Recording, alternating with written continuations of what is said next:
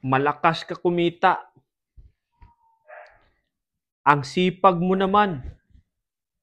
Ang tagal mo nang nagtatrabaho. Pero hanggang ngayon, wala ka pa ring ipon. Ano kaya yung problema doon?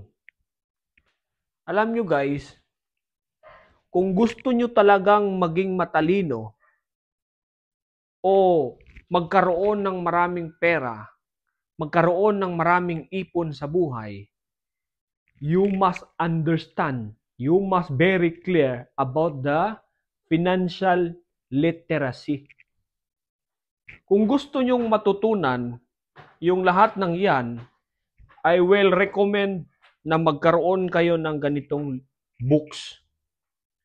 Because in this books is teaching you na kung meron kang dad, if your reality dad is poor, you need to find your rich dad. Ano yung meaning ng rich dad? The rich dad is ibig sabihin mentor. Kailangan mong maghanap ng mentor. Yung magtuturo sa'yo kung paano maging iba mag-isip. Kasi kung yung tatay mo mismo ay mahirap, paano ka tuturuan ng tatay mo para maging mayaman? Siya nga mismo mahirap. Kaya nga kailangan dito sa libro na to, tinuturo na kailangan mong magkaroon ng rich dad or mentor. One of my mentor talked to me. Sabi niya, kung makadikit ka sa isang tao na milyonaryo o bilyonaryo, guarantee 100% sabi niya, magiging milyonaryo ka din. Kasi, pag yung taong milyonaryo na kasama mo, maiintindihan mo kung ano yung mga dapat gawin. Maiintindihan mo na ganun pala ang responsibility, discipline para magkaroon ka ng right mindset or yung tinatawag na growth mindset.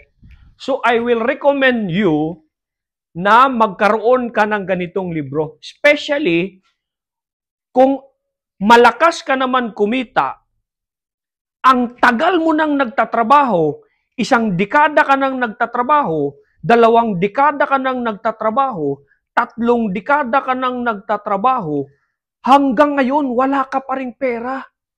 Wala ka pa ring naiipon. O kung meron ka mang naiipon, sapat lang sa pangkain. Paano ka aalis dyan sa kinalalagyan mo kung ganun? Kaya kailangan guys, maintindihan nyo kung ano yung financial literacy. Dito tinuturo yon. I will talk to you. You want to success. Alam nyo yung success, guys. Hindi yan sa laki o liit ng income. That's all about kung paano ka magtabi, mag-save. Kaya nga hindi ako makapaniwala minsan, merong tao, 10 years nang nagtatrabaho, 20 years nang nagtatrabaho, 30 years nang nagtatrabaho, wala pa rin pera. Wala siyang naiipon. Bakit? Kasi nga hindi klaro sa isip niya ano yung financial literacy. Meron siyang kita, pero wala siyang naitatabi. Bakit? Kasi hindi niya naintindihan kung ano yung asset at kung ano yung liability. I talk to you, you must very clear this dalawa. What is asset and what is liability? Dito matutunan mo. Guarantee. Then dito guys, sa libro na to, tinuturo dito ni Robert Kiyosaki na kung ano yung Apat na pwede nating pagkakitaan at kung saan ka dapat doon lalagay. Okay? So yung unang sinasabi niya dito, para kumita ka ng pera, ang unang sabi niya dito, kailangan maging empleyado ka. Okay? Yung pangalawa ay yung tinatawag na S o self-employed. Yung E, employee. Kasi ano yan eh, yung una, E, employee. Yung pangalawa, S, self-employed. Yung pangatlo guys, business. Yung pang-apat, investor. Okay? Ngayon, bakit kailangan maintindihan mo yung apat na yon? Simple lang. Kung gusto mong umalis sa pagiging mahirap, kailangan mong maintindihan yung apat na yon. Saan ka dapat lalagay? Kasi pag hindi mo naintindihan yon, hindi ka makakaalis dyan. Kung mahirap ka ngayon, mamamatay ka ng mahirap. Hindi ka dyan makakaalis. Bakit? Kasi hindi mo yun naiintindihan. At yun ay hindi tinuturo sa eskwelahan. Guys, ang sinasabi dito, kung gusto mong umalis sa pagiging mahirap, umalis ka sa pagiging employee. At yung tinatawag na self-employed. Ang sinasabi dito guys, mag-business ka at maging investor. Kaya nga, bakit ako napunta sa investor? Guys, kasi sinundan ko yung libro na to. Sir, paano nag-business? Wala nga akong pampuhunan. Katulad mo, alam mo, katulad mo, empleyado din ako. 14 years akong naging empleyado, sobrang devoted ko sa trabaho. Okay? Ngayon, dahil naintindihan ko to, hanggang napunta ako sa business. Kasi pinilit ko.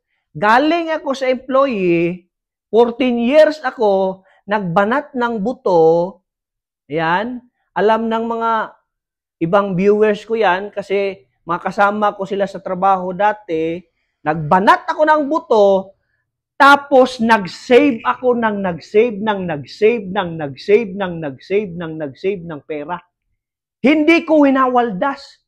Bakit hindi ko winawaldas? Una, dahil ang trato ko sa pera ay blessings galing kay Lord. Pag ang turing mo sa pera ay blessings galing kay Lord, hindi mo yan lulustayin kung saan-saan. Hindi mo yan ipangsusugal, hindi mo yan ipangbababae, lalong hindi mo yan ipangbibisyo. Dahil blessings yan galing kay Lord. Ibig sabihin ng blessings galing kay Lord, pinahiram niya sa'yo, ingatan mo. Kasi pag hindi mo yan iningatan, magabaan ka kung sa Bisaya pa. Ibig sabihin ng magabaan, makarma ka. Sabihin ni Lord, binigyan kita ng pera, hindi mo pinahalagahan, hindi na kita bibigyan ng pera. Kasi hindi ka pala marunong humawak ng pera. Kaya nga ako guys, wala akong ibang ginawa kung hindi mag-save. Ang una nyong gagawin guys, pagkakuha nyo ng sweldo, i-save nyo muna diretso. Tapos dumampot lang kayo ng kapiranggot doon, yun ang budgetin nyo sa sarili nyo. Hindi yung ang ginawa nyo, pagka-receive ng sweldo, nilustay mo na kagad sa expenses mo. Kaya wala ka nang naisisave. Kaya ngayon, matanda ka na, zero save ka pa rin. Dahil yan ang formula mo. Mali yung formula na yan. Ang tamang formula sa pagsisave, sweldo o salary, tapos isave mo na diretso. Kumuha ka lang ng pang-allowance mo, pangkain mo, tapos yun lang ang gastusin mo. Huwag ka nang gumastos ng iba, lalo kung maintindihan mo kung ano yung liabilities. Pag sinabing liabilities, money out, tapos walang money in. Kaya nga, kailangan maintindihan mo yung libro na to. Yung books na to, guys. Kasi I can guarantee you, malayo ang mararating mo. Pag naintindihan mo kung ano yung 4 na choices na hanap buhay na pwede mong pasukin para mabago ang buhay mo. Okay? So back to the topic, sabi ni Robert Kiyosaki dito, unang pwedeng pagkakitaan, employee. Pangalawa, self-employed. Pag dito ka natali sa dalawa, I can guarantee to you, makakaalis ka sa kinalalagyan mo, matanda ka na. Kaya nga ako, pinilit ko, sa edad ko na 30, pinilit ko nang pumasok sa business. Kahit sinasabi ng marami, huwag kang mag-business. Risky yan. Hindi ako nakinig. Naging bingi ako sa kanila. Naging iba ako sa kanila. Kasi kilala ko sarili ko. At saka, meron akong guided ako ng books na to. Na kung gusto mo talagang mabago ang buhay mo, galing sa employee, galing sa self-employed, kailangan mo talagang pumunta sa business. Tapos, maraming tao guys, ito nakakalungkot. Maraming tao, dahil nakagawa sila ng business, marami na silang pera. Kaya lang, nalunod sila sa pera. O hindi na nila naintindihan ano ba yung kasunod sa business. Kaya ang ginawa nila, nung nagkaroon ng business, nilustay na nila yung pera nila. Dahil akala nila ang business is for the lifetime. Pero ang totoo guys, kung gusto mong magkaroon ng retirement money or yung tinatawag na passive income, hindi ka patapos after ng business. Kailangan guys, pupunta ka doon sa pagiging investor. Yung pera na kinita mo sa business, kailangan mo yun i-invest. Kaya kahit nakahawa ka na ng milyones, huwag mong isipin na safe ka na. Dahil I can talk to you, success is temporary. You want the lifetime, punta ka sa tinatawag na achievement attitude. Achievement attitude is yan yung nirepeat mo ng maraming success. Ibig sabihin, millions of millions na nagawa mo dahil sa success mo, hindi mo nilustay. Sa halip, ginawa mo, ininvest mo. So, nung ininvest mo, ang nangyari ngayon, yung pera mo na ang nagtatrabaho para sa iyo. So, you have the free already. You have the freedom already. You have the financial freedom already. Doon ka na maging maligaya. Doon ka na pwedeng huminto o magretiro. Dahil meron ka nang inaasahan na magagamit mo, na magagastos mo pag ikaw ay nagretiro na. Okay? So, kung gusto mong lumaya sa pagtatrabaho mo, araw-araw, pagod ka na, wala kang time sa pamilya mo, trabahuin mo ng trabahuin, ayusin mo yung financial literacy mo. Yung pagkakaintindi mo sa pera, ayusin mo. Dahil hanggat hindi mo yan naayos, I can guarantee to you, wala ka pa ring ipon. Kahit 30 years ka nang nagtatrabaho. Kahit 40 years ka nang nagtatrabaho. At kung meron ka namang ipon, dahil sa pagtatrabaho mo, I will recommend to you, huwag kang magstay dyan sa comfort zone mo. Lumabas ka dyan, maghanap ka ng pwede mong pagkakitaan o business.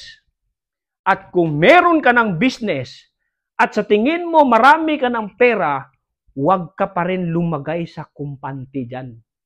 Okay? Kailangan yung pera mo, pinapalago mo pa yan. pinapasok mo yan sa investment. Huwag mo yan patulugin sa bangko dahil walang tubo dyan. Okay?